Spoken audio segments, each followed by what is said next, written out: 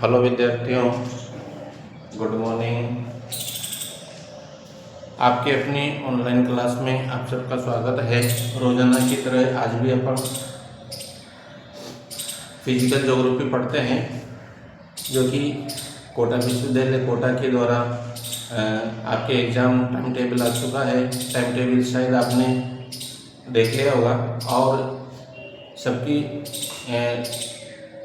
अपने अपने सब्जेक्टों के आधार पर अलग अलग डेट दी हुई है, उसके अनुसार अपना टाइम टेबल नोट कर लेना, ठीक है। तो उसी फिजिकल ज्योग्राफी को बीए पार्ट जो बीए फर्स्ट सेमेस्टर में चलती है, उसको अपन इम्पोर्टेंट क्वेश्चनों को देखते हुए और उनको हल करते हैं, है ना। तो पिछली क्लास में भी अपन ने कुछ इम्पोर्टेंट क्वेश्चनों को हल किया था और अच्छा आपके समझने में भी आया होगा, डायग्राम से समझा है अपन ने, है ना। एक एक चीज़ को अच्छी तरह से समझते हुए चलना है और समझ करके लिखना ही वही मांगता है और डायग्राम से समझाओ, ठीक है। तो इस प्रकार से फिजिकल ज्योग्राफी में अगला इम्पोर्टेंट जो क्वेश्चन है उसके बारे में आप आज चर्चा करते हैं। यह लिख दिया मैंने।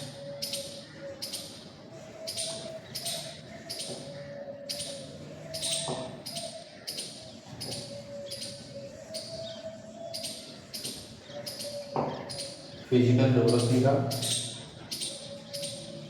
दूसरा है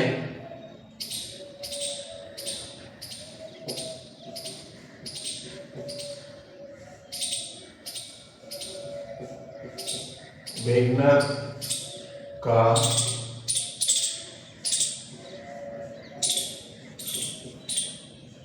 महाद्वीपीय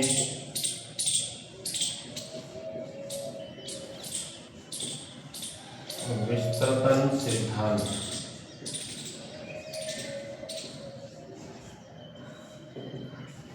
ये भी आपके इम्पोर्टेंट क्वेश्चन है। महाद्वीपीय विस्थापन सिद्धांत से संबंधित क्वेश्चन बन करके आते हैं। पिछली बार अपन ने जेम्स जीन्स का ज्वारीय परिकल्पना के बारे में पढ़ा था। ज्वारीय परिकल्पना मतलब यानी कि द्वितारक सिद्धांत के आधार पर पृथ्वी की उत्पत्ति किस प्रकार से हुई, तो उसको अच्छी तरह से समझते हुए पढ़ा था अपन ने और एक एक चीज़ को अच्छी तरह से डायग्राम से समझते हुए पढ़ा था। आज अपन ये पढ़ेंगे वेगनर का महाद्वीपीय विस्थापन सिद्धांत। वेगनर एक भौगोलिकवेत्ता का नाम है और इसने सबसे पहले सन 1916 में महाद्वीपीय विस्थापन सिद्धांत की रचना की। महाद्वीपीय विस्थापन का मतलब है कि पृथ्वी की उत्पत्ति के बाद में महाद्वीप और महासागरों की रचना किस प्रकार से हुई, यानी कि इस प्रकार के बात को सिद्ध करने के लिए इस सिद्धांत की रचना की कि महाद्वीपीय संपूर्ण पृथ्वी के चारों तरफ महाद्वीपीय भाग किस प्रकार से थे और महासागरीय भाग किस प्रकार से थे और क्या ये पृथ्वी के साथ ही उत्पन्न हुए, अब नहीं हुए तो फिर इनकी रचना किस प्रकार से हुई होगी, जो कि विशाल महासागरों के समान जलीय भाग और विशाल एशिया के समान बड़े बड़े विस्तृत भूखंड एक महाद्वीप के रूप में किस प्रकार से बने होंगे, जलीय भाग और स्थलीय भागों में किस प्रकार से रचना हुई होगी, इसके लिए बनने के लिए शक्ति का विकास कहाँ से हुआ होगा। इस प्रकार के विचारों से संबंधित है ये सिद्धांत, ठीक है। तो सन 1916 में इन्होंने इस सिद्धांत की रचना की और इस रचना के आधार पर इन्होंने महाद्वीपीय विस्थापन सिद्धांत के बारे में रचना की है। तो इस सिद्धांत के लिए प्रमाण एकत्रित करने के लिए कुछ क्षेत्रों का अध्ययन करना पड़ा। तो वेगनर महोदय ने इस महाद्वीपीय विस्थापन सिद्धांत के लिए प्रमाण और एकत्रित करने के लिए सबसे पहले तो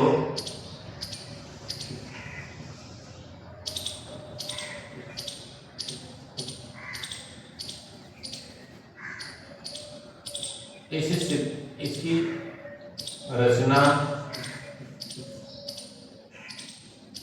सन 1916 में की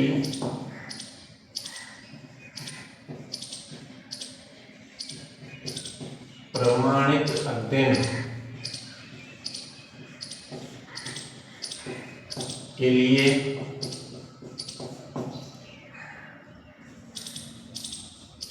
अटलांटिक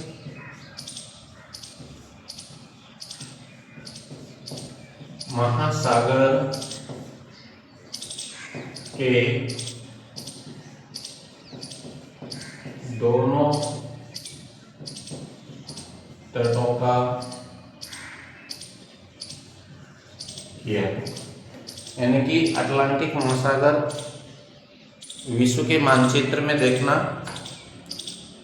अटलांटिक महासागर अंग्रेजी के एस आकार में है, अंग्रेजी के एस आकार में है और इसके पूर्वी तट पर यूरोप महाद्वीप और अफ्रीका महाद्वीप है और पश्चिमी तट पर उत्तरी अमेरिका और दक्षिणी अमेरिका है और अंग्रेजी के एस आकार में इसका विस्तार मिलता है।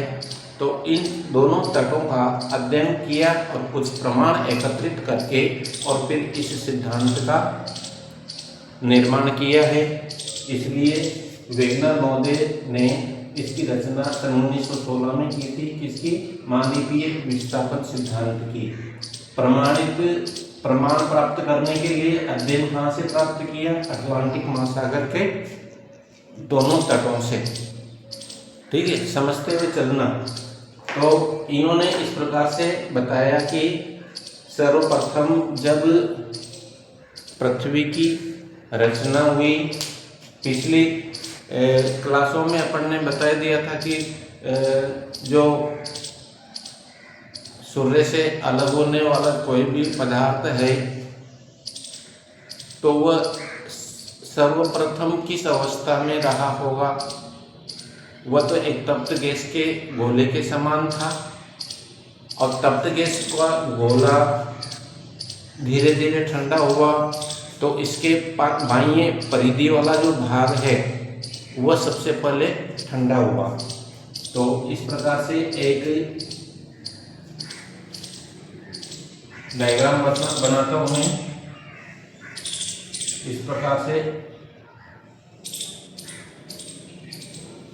ये पृथ्वी का रूप है मान लो, और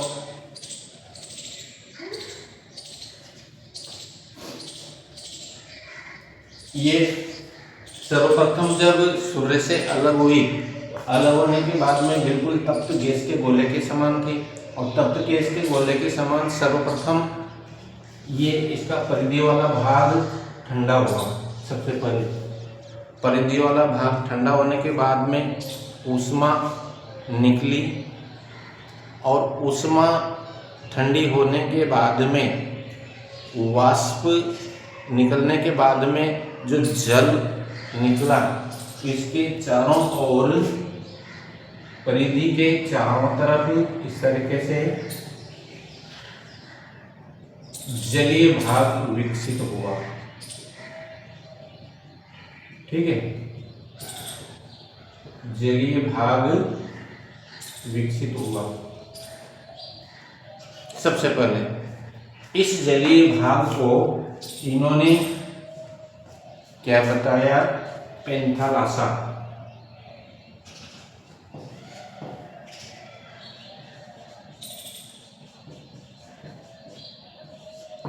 पेंथालासा, जलीय भाग को इन्होंने पेंथालासा बताया। अच्छी तरह से समझना। फिर आगे कालांतर में और ठंडी होती भी चली गई और पेंथालासा का विकास हुआ, जलीय भाग इसके चारों तरफ एक महासागर के रूप में जलीय भाग का विकास हो गया, और जो शेष बचा संपूर्ण पृथ्वी के चारों तरफ जो एक ही स्थल भूखंड था, जब महाद्वीपीय भागों की रचनाएं नहीं हुई थी, संपूर्ण पृथ्वी के चारों तरफ एक ही भूखंड दृढ़ भूखंड के रूप में विकसित हुआ। महाद्वीपीय भागों की जब रचना नहीं हुई थी तो इस भूखंड को इन्होंने पेंजिया कहा,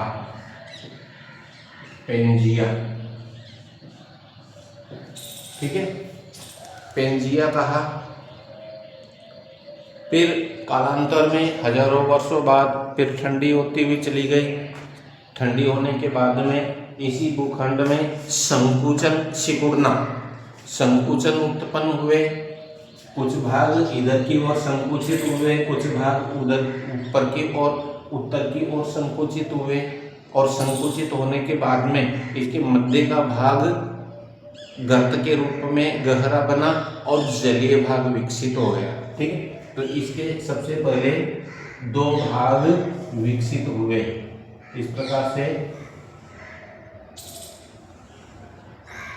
इस भूखंड के दो भाग विकसित हुए सबसे पहले, ठीक है। और ये ऊपर वाला भाग तो क्या कहलाया, ऊपर वाला भाग तो अंगारालैंड,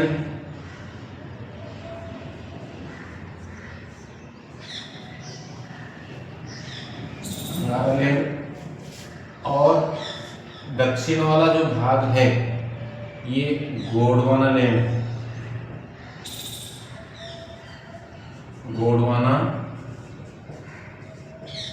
गोंडवानालैंड कहलाया। और इसके मध्य जो भाग है, जो जलीय भाग विकसित हुआ, इसके मध्य का जो जलीय भाग विकसित हुआ, इसको इन्होंने पेंथालासा कहा।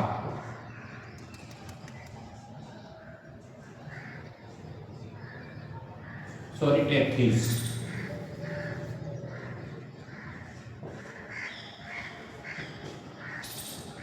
टेथिस सागर, इसके मध्य जो जलीय भाग विकसित हुआ, इसको इन्होंने टेथिस सागर कहा। ठीक है, तो इन्होंने इस प्रकार से सबसे पहले अटलांटिक महासागर के दोनों तटों का अध्ययन करके इस प्रकार से प्रमाण एकत्रित किए और अपने सिद्धांत से संबंधित कुछ कल्पनाएं करके इस प्रकार से मतलब सबसे पहले अध्ययन किया। तो इनसे संबंधित ही छोटे क्वेश्चन भी बन करके आते हैं, आपके बड़े क्वेश्चनों के साथ में 10 क्वेश्चन छोटे क्वेश्चन बन करके आते हैं, जिनका एक एक दो लाइन में आंसर देना पड़ता है। प्रत्येक क्वेश्चन 2 नंबर का होता है, 20 नंबर का वो होता है। तो ये एक संपूर्ण महाद्वीपीय भाग को पूर्ण रूप से समझने के बाद में उसमें से ही छोटे क्वेश्चन भी बन जाते हैं। ठीक है, तो मैं छोटे क्वेश्चन आपको समझाता हूँ। सबसे पहले 1 नंबर का है पेंथालासा।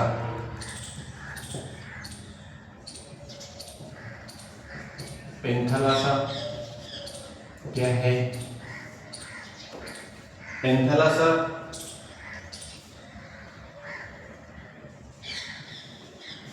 पृथ्वी के चारों ओर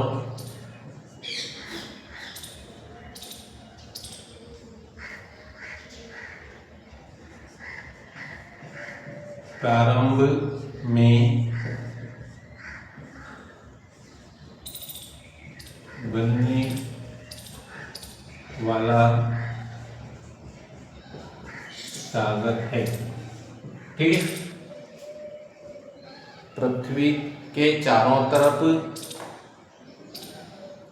जब पृथ्वी की रचना हुई थी उस समय प्रारंभ में बनने वाला एक सागर है जिसको पेंथालासा के नाम से जाना जाता है। ठीक है, दूसरा है पेंजिया।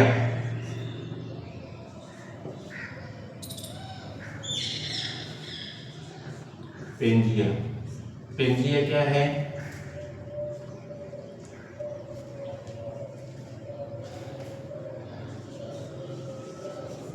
पृथ्वी का प्रारंभिक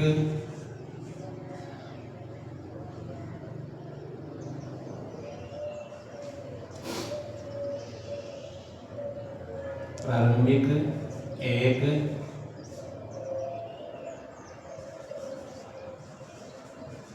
भूखंड जिसमें संपूर्ण महाद्वीपीय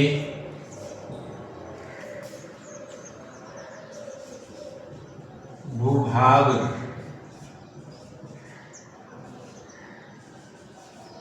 सम्मिलित है। ठीक है, पृथ्वी का प्रारंभिक एक भूखंड जिसमें जो वर्तमान में जितने भी महाद्वीप है उन सभी महाद्वीपों का एक भूखंड बना था, उस भूखंड को इन्होंने पेंजिया के नाम से जाना।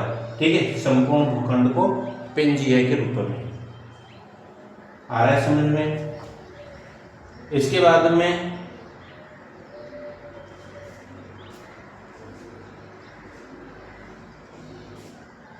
अंगारालैंड।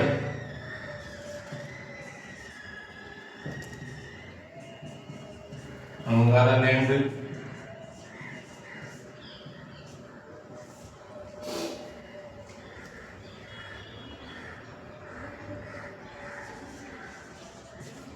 पृथ्वी के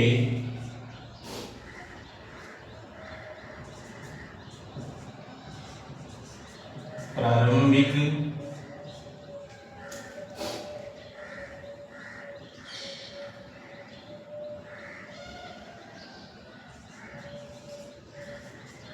स्थलखंड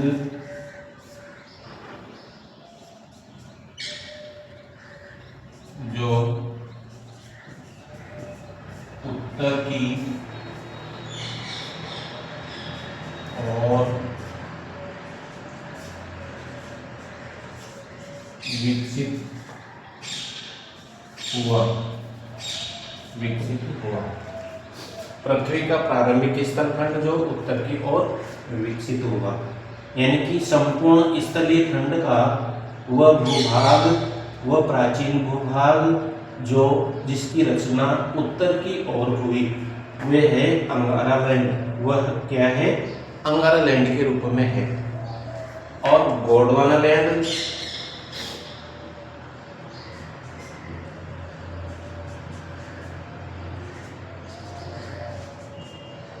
गोंडवानालैंड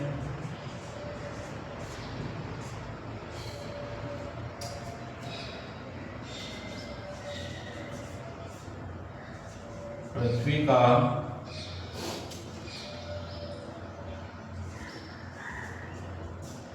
दक्षिणी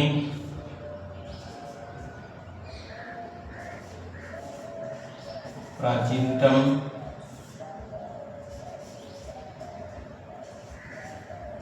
भूखंड। प्राचीनतम का मतलब सबसे प्रारंभ में विकसित होने वाला। दक्षिणतम प्राचीनतम भूखंड क्या कहलाता है? गोंडवानालैंड। और 5वें नंबर का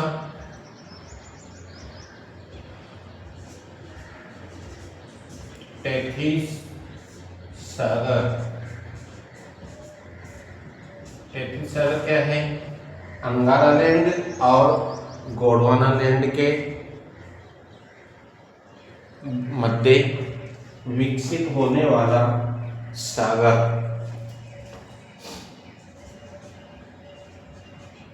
अंगारालैंड व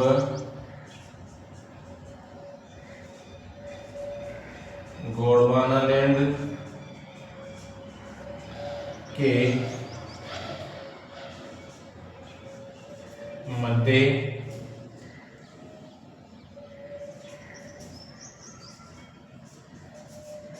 विकसित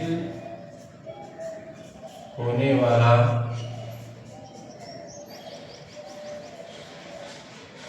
सागर टेथिस सागर कहलाता है। ठीक है, अंगारा लैंड और गोंडवाना लैंड के मध्य टेथिस सागर है। तो इनसे संबंधित जैसे वेगनर का महाद्वीपीय विस्थापन सिद्धांत का अध्ययन करने के लिए इस प्रकार से अध्ययन किया गया और इस अध्ययन के आधार पर छोटे क्वेश्चन इस प्रकार से बने। अब प्रारंभ करते हैं अपन वेगनर महोदय का विस्थापन सिद्धांत को।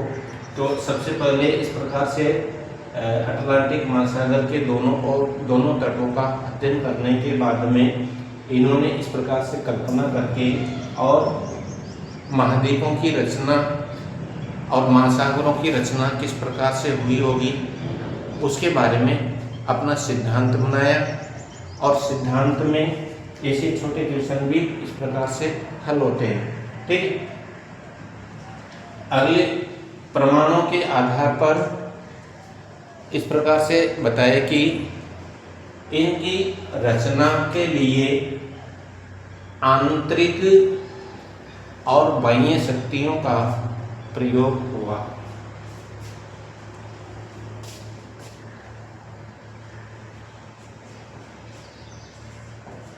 इनका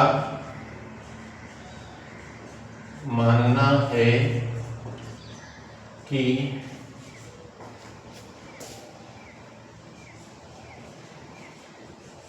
प्रारंभ में महाद्वीप एवं महासागरों की रचना के लिए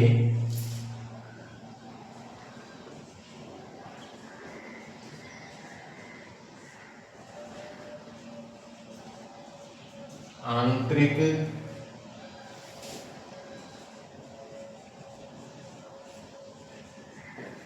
शक्तियों का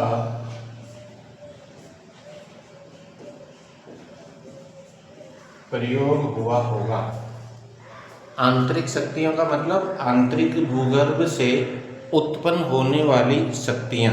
आंतरिक भूगर्भ से कौन सी शक्तियों का विकास होगा, क्योंकि ये गर्म तप्त गैस के गोले के समान थी। जैसे जैसे ठंडी होती गई आंतरिक वाष्प तीव्र गति से ऊपर की ओर निकलने लगी और उस वाष्प ही एक तरह से शक्तिशाली तरंगों के रूप में कार्य करती है और इस शक्तिशाली तरंगों को ही आंतरिक शक्तियों के नाम से जाना जाता है। ठीक है, तो इस प्रकार से उन आंतरिक शक्तियों का प्रयोग से महाद्वीपीय और महासागरीय भागों की रचना हुई और इस प्रकार का अध्ययन करने के लिए प्रमाण एकत्रित करने का कार्य अटलांटिक महासागर के दोनों तटों का किया। ठीक है, इस प्रकार से प्रमाण एकत्रित करने का किस प्रकार के कौन कौन से प्रमाण एकत्रित किए, तो इनके लिए प्रमाण इन्होंने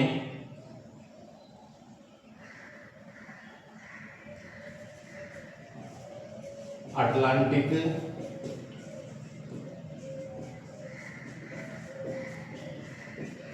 महासागर से प्राप्त प्रमाण। अटलांटिक महासागर से कितने प्रकार के प्रमाण एकत्रित किए, तो इन्होंने 3 प्रकार के प्रमाण एकत्रित किए। कितने प्रकार के? 3 प्रकार के। भौतिक प्रमाण, दूसरा रासायनिक प्रमाण और तीसरा जैविक प्रमाण।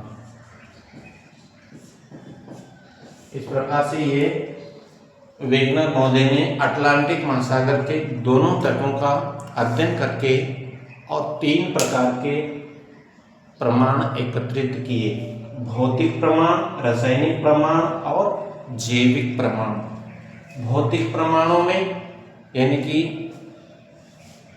अटलांटिक महासागर के दोनों तटों को इस प्रकार से प्रमाणित किया कि जिस प्रकार से कांच को आपस में तोड़ने के बाद में उसको एक ही रेखा पर दोनों टुकड़ों को आपस में सटाया जा सकता है। अगर दोनों का गर्द और उभार वाला भाग आपस में मिल जाते हैं एक रेखा पर, तो इसका मतलब ये दोनों भूभाग एक ही थे। ठीक है, तो इस प्रकार के प्रमाणों को भौतिक प्रमाणों के रूप में जाना जाता है। जैसे मान लो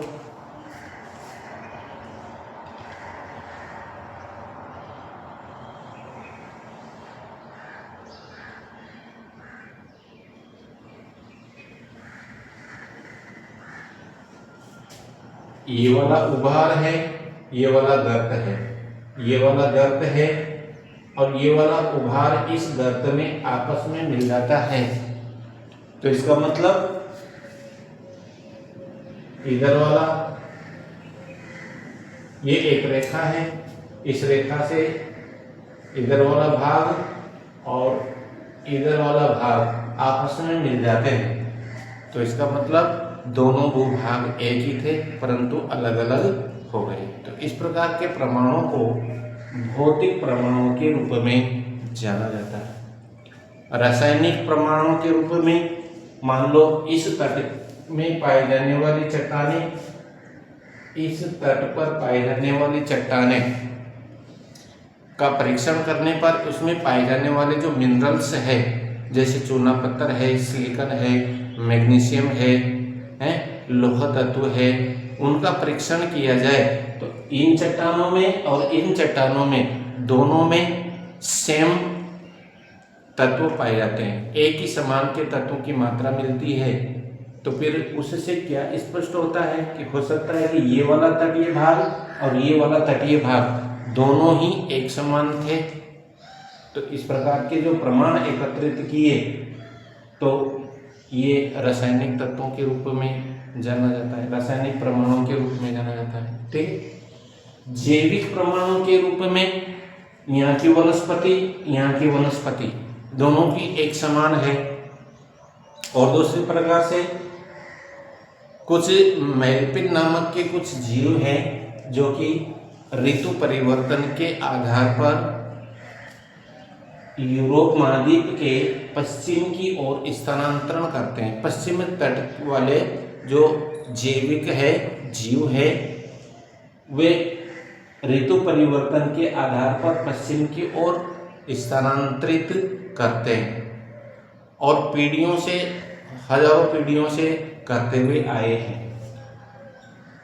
जब ये महासागर की रचना नहीं हुई थी तो ये स्थानांतरण करते हुए उत्तरी अमेरिका की तरफ स्थानांतरित हो जाते थे, परंतु महासागर की रचना होने के बाद में वर्तमान में भी ये जीव पश्चिम की ओर ही स्थानांतरित करते हैं और अटलांटिक महासागर में जल समाधि ले लेते हैं।